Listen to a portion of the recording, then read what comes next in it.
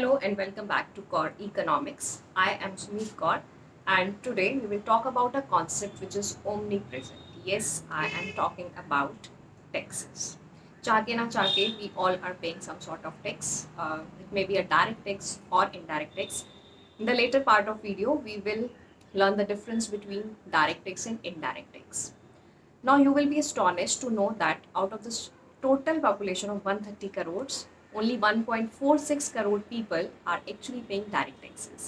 Yes, यहाँ पे चौंकिए नहीं, इतनी बड़ी कंट्री में सिर्फ 1.46 crore out of the total population of 130 crore people are actually paying direct taxes, and this is like a huge fall. This data which I'm giving to you is of the assessment year 2019-20. Now if I compare it with that previous year 19-20 से पहले वाले year की अगर मैं बात करूं तो यहाँ पे जो नंबर है 1.46, इससे पहले वाले ईयर में दिस नंबर वॉज 3.27 करोड़, तो अप्रॉक्सीमेटली 50% से ज़्यादा की गिरावट है. Now this fall is not that कि नंबर ऑफ पीपल कम हो गए हैं, कम लोग अब जा रहे हैं टैक्सेस पे करने. It's because of some changes, or I must say some sort of rebates which were given by the government with regarding the tax structure or taxes. तो आज जो है हम पढ़ेंगे कि what is the difference between direct tax and indirect taxes, दोनों में difference क्या है. तो without waiting any further, let us move on to the topic, that is the difference between direct tax and indirect tax. तो start करते हैं. Difference between direct tax and indirect tax. नाम से ना हम बहुत कुछ समझ सकते हैं. Direct taxes, indirect taxes. Direct taxes अगर मैं सिंपल सीधी भाषा में समझूं तो वो टैक्सेस हैं जिनका burden can not be transfer. जो बर्डन है डायरेक्ट टैक्स का कैन नॉट बी ट्रांसफर्ड और can not be shifted. Whereas अगर मैं इसको कंपेयर करती हूँ इनडायरेक्ट टैक्स से, तो इनडायरेक्ट टैक्स कौन सा टैक्स होता है जहां पे burden of tax can be shifted. Burden क्या है यहाँ पे? Can be shifted. तो डायरेक्टली ये इम्पैक्ट नहीं कर रहे उस इंसान को जिसको कि एक्चुअल में जिस पर ये टैक्स इम्पोज किया गया था. एग्जाम्पल से समझते हैं. Example of direct tax is income tax. Wealth tax को भी आप इसमें कंसिडर कर सकते हैं. वेल्थ टैक्स को कॉर्पोरेट टैक्स जो कंपनीज के प्रॉफिट्स पे लगता है. तो ये सब जो टैक्सेस हैं जिस पर लगाए जाते हैं जिस एंटिटी पे, उसी को पे करना है. तो all these taxes are classified as direct tax. Now coming back to indirect tax. मैंने क्या बोला यहाँ पे कि burden of indirect tax can be shifted, यानी कि हम किसी और पार्टी पे किसी और पर शिफ्ट कर सकते हैं. जैसे कि GST. Now GST, goods and services tax, ये जो टैक्स है आपका गुड्स एंड सर्विस टैक्स, ये टेक्निकली सेलर पे लगता है बट प्राइस इंक्रीज करके सेलर बायर पे शिफ्ट कर देता है. तो in case of indirect tax the burden can be shifted. Okay.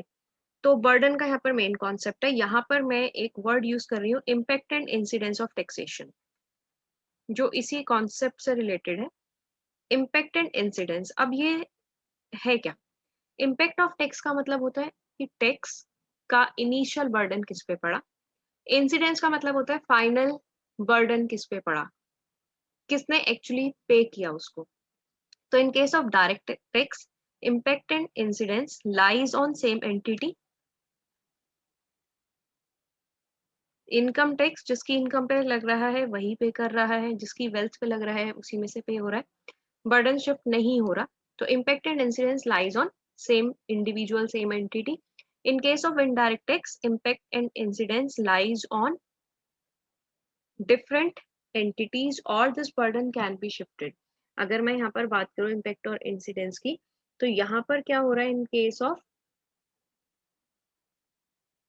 indirect tax, impact and incidence lies on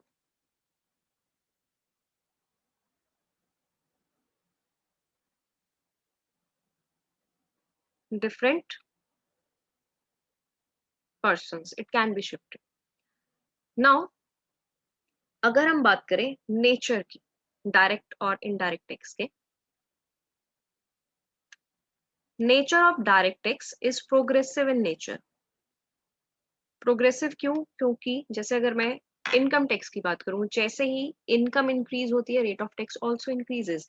तो it is basically progressive in nature, क्योंकि हम पेइंग कैपेसिटी के अकॉर्डिंग टैक्स में चेंजेस कर रहे हैं, वेयर एज इनडायरेक्ट टैक्स जो है ये टैक्स आपका रिग्रेसिव इन नेचर है.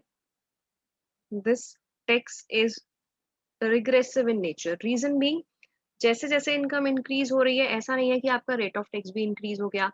मैं भी उस प्रोडक्ट पे सेम टैक्स पे करूंगी जो अंबानीज पे करेंगे. अगर मैं एक पिज्जा खरीद रही हूँ, सेम पिज्जा हम दोनों खरीदते हैं, सेम कार हम दोनों खरीदते हैं, ठीक है, तो हो क्या रहा है कि हम सेम टैक्स पे कर रहे हैं, बट हमारी इनकम में देयर इज ह्यूज डिफरेंस.